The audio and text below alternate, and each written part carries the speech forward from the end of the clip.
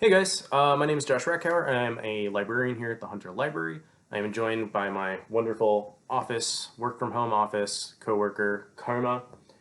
And today I'm here to talk to you guys a little bit about looking at different issues from different viewpoints and perspectives. So, first off, why is it important to do that? So, when you're doing research, it's always really important to not go into that research with like a full preconceived notion. Obviously, you have some sort of understanding of a topic before you're doing it, but you shouldn't go in with your conclusions already drawn. So when you're doing that research, hopefully you'll find new information, and that information will at least give you a more nuanced view on a topic, maybe even if it doesn't change your perspective entirely.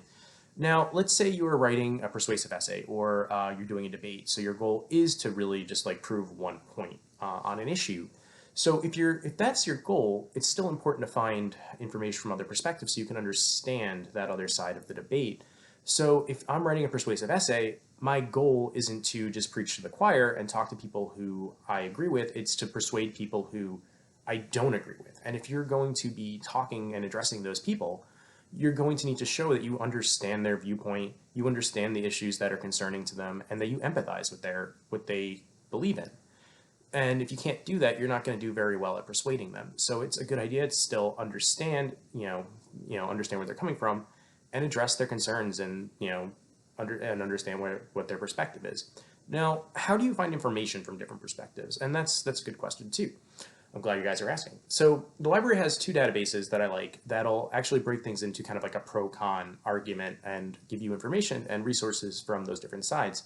One is called SIRS Knowledge Researcher, and the other is called Points of View. And both of these databases will look at some of the bigger controversial issues, so like things like gun control, abortion, voting rights, things like that, and break these issues down to pro-con, and some of them will even provide resources on those areas. There's also a website called procon.org. It's owned by the company that runs Encyclopedia Britannica. It was started kind of in the mid 2000s by a guy who was looking to use medical marijuana, but he wasn't sure, if it was a good idea or not, and he wanted to find resources on this, kind of breaking down the argument to pro-con. He couldn't find it, so he made a website himself. Procon.org is very similar to these databases. I believe it's mostly like essays and things like that to kind of break down these arguments, but it's a good tool to use, again, if you're trying to look at some of these major controversial issues. Let's say you are wanted to look for things in a different way. Let's say you wanted to find like newspaper articles and you wanted to kind of look at things from different like sides of the political spectrum. If you're looking for things on different sides of the political spectrum, newspapers are a really good place to look for that. And if you're not sure, if the reporting is going to be left-leaning, right-leaning, or somewhere in between, there are a couple websites you can use to evaluate those. One is called MediaBiasFactCheck.com. Media Bias Fact Check is one of my favorite websites, and it'll help you evaluate news sites for both quality. So it'll show if there's a history of accurate reporting, so whether they fail fact checks or are good at retracting stories that were found to be inaccurate, or if they tend to cite their sources readily. And it'll also rate it based off political, where it leans politically. There's no real, like fully objective way to say like something is definitely like left leaning, right leaning, fully in the center.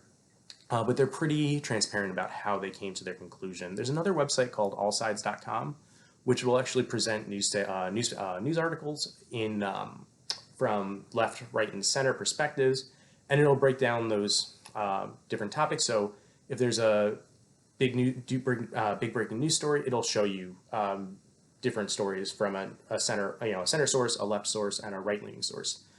The websites and newspapers aren't always the most reliable sources of information. They do grab some from some websites and news sources that I would not recommend using, but even still, if you're just trying to understand a different perspective, they can still be useful in that way. So if you're just looking for political leaning and just want to explore a topic, All Sides is a good place to go. And if you're looking at news sources, a lot of times you're going to hit paywalls. And if you do hit a paywall, don't worry, the library's got your back. We have different newspaper databases. A lot of the major newspapers like the New York Times, Wall Street Journal, Washington Post, we have access to those newspapers in text format, so we can get you those articles, usually the day they come out. So, the library is a great resource for that. But you also might want to be looking at things outside of politics. You might want to also look at different perspectives in the sense of what the author's background is. So you might want to look at authors from different ethnicities or sexual orientations or age or genders, or all these different things that are going to still affect what their viewpoint is. And the best way to do that is if you see an author, look them up. You can just do a quick Google search, even use Wikipedia, just to kind of get the background of the author, find out who they are, see what else they've written. Maybe you can even find a biography or two about the author. So just kind of be mindful of the different authors' backgrounds, because those perspectives are going to change what they talk about.